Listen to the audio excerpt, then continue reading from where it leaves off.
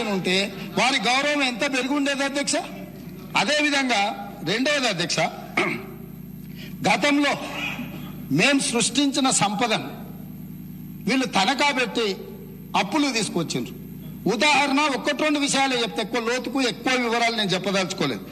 ఆర్టీసీకి సంబంధించి మేము నిర్మించిన jubilee bus stand, Medchal bus stand, రాణిగంజ్తో సహా ఇతర బస్ డిపోలు వీటన్నిటిని కుదువ పెట్టి ఆనాటి ఉమ్మడి రాష్ట్రంలో కాంగ్రెస్ పార్టీ అధికారంలో ఉన్నప్పుడు మేము కూడబెట్టి సంపాదించి వీళ్ళకి ఆస్తులను అప్పచెప్తే 2886.95 కోట్ల రూపాయలు ఆర్టీసీని గతంలో ఆస్తుల్ని తనఖా పెట్టి అప్పులు తీసుకొచ్చిండ్రు అధ్యక్ష.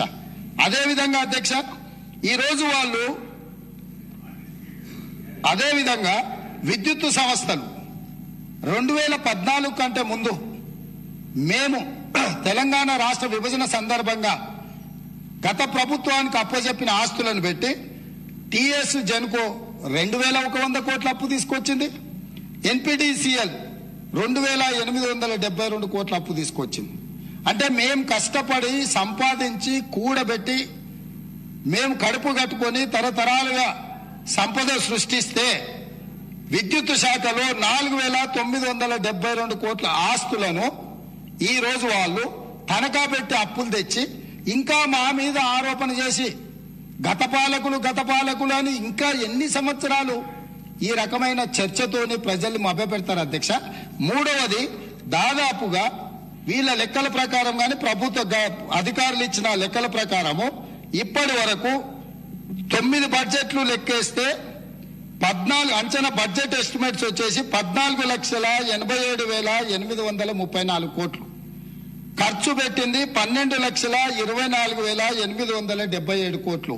ఇంకా 23-24 బడ్జెట్ ది ఫైనాన్షియల్ ఇయర్ పూర్తి కాలేదు. దాదాపుగా ఇప్పటికీ అందులో 1,48,000 కోట్లు ఖర్చు పెట్టారు. మొత్తం కలిపి 13,72,000 కోట్లు ఈ ప్రభుత్వము 10 సంవత్సరాలల్లా, గత ప్రభుత్వము 10 సంవత్సరాలల్లా ఖర్చు పెట్టింది.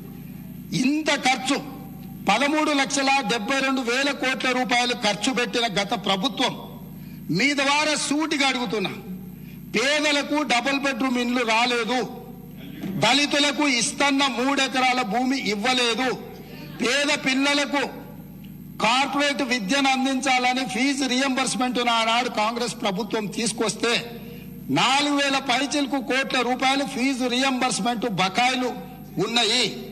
రాజీవ్ ఆరోగ్యశ్రీ పథకంలో ప్రభుత్వం నుంచి ఆర్థికంగా నిధులు విడుదల కాకపోవడంతో ఈ రోజు ఆసుపత్రులు చనిపోయే ముందల ఉన్న పేషెంట్లను తీసుకెళ్లిన రాజీవ్ ఆరోగ్యశ్రీ నిధులు విడుదల చేయని పరిస్థితిలో వీళ్ళు ఉన్నారు.